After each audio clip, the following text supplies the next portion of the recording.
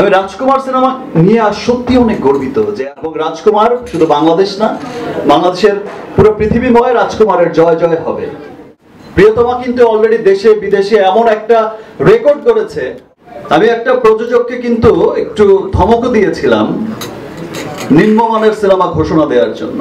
সেই রাজকুমার যারা দেখবে, প্রত্যেকটা মানুষ, প্রত্যেকটা বাঙালি খুব গর্বিত হবে। দেশে বিদেশে যারাই দেখবে, প্রত্যেকটা বাঙালি গর্বিত হবে যে ইয়েস, দেখো আমাদের সিনেমা কত দূরে গিয়েছে, আমরা এখন আর পিছিয়ে নেই, আমরা সত্যি সত্যি অনেক ভালো সিনেমা বানাতে পারি, আমরা সত্যি সত্যি বিশ্ব মানের সিনেমা বানাতে পারি।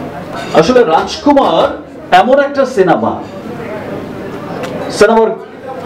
আমরা যেটা দেখেছি যে ইন্টারন্যাশনাল যে ভাইবটা ক্রিয়েট হয়েছে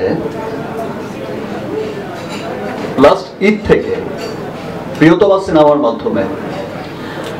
যে যে দেশের সিনেমা এর আগে বাংলা সিনেমা চলতো না, সেই দেশে কিন্তু গর্বের সাথে সিনেমাগুলো চলেছে।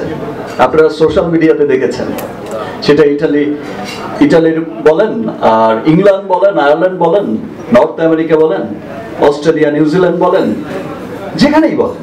আমি একটা প্রযোজককে কিন্তু একটু ধমকও দিয়েছিলাম নিম্নমানের সিনেমা ঘোষণা দেওয়ার জন্য।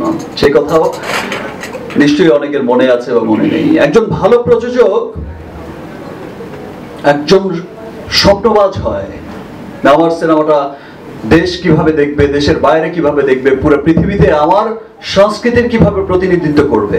একটা ভালো সিনেমা বানাতে যা যা প্রয়োজন হয় সেটা প্রিয়তমা থেকে কিন্তু প্রমাণ করে এসেছে।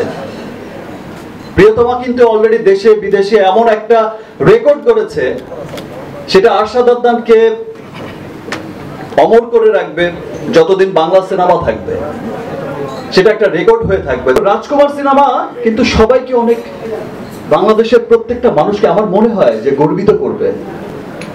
মানুষকে কিন্তু ভাবাবে যে আরে আমাদের সিনেমা এত দূর চলে গেছে, এত ভালো হয়েছে, যেটা দেখলে মনে হবে যে প্রিয়তমার চাইতে অনেক অনেক অনেক অনেক লার্জার দ্যান লাইফ একটা সিনেমা, অনেক। মানে আমি রাজকুমার সিনেমা নিয়ে সত্যি অনেক গর্বিত যে আসলে সিনেমা এত বড় মাপের হয়েছে, এত বড় পরিসরের হয়েছে, যে সিনেমাটাকে, যে স্বপ্নটা আমি দেখে এসেছি অনেক আগ থেকেই, যে সিনেমাটাকে পুরো বিশ্বে ওয়াইডলি ছড়িয়ে দেবার জন্য যে চেষ্টাটা, প্রচেষ্টাটা, সেটা কিন্তু আদনান করে যাচ্ছে।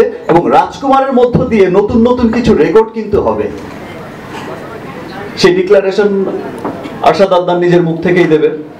ওয়ার্ল্ড ওয়াইড এত বড় পরিসরে সিনেমাটা মুক্তি পেয়েছে, এর আগে বাংলা সিনেমা এত বড় পরিসরে কখনো মুক্তি পায়নি।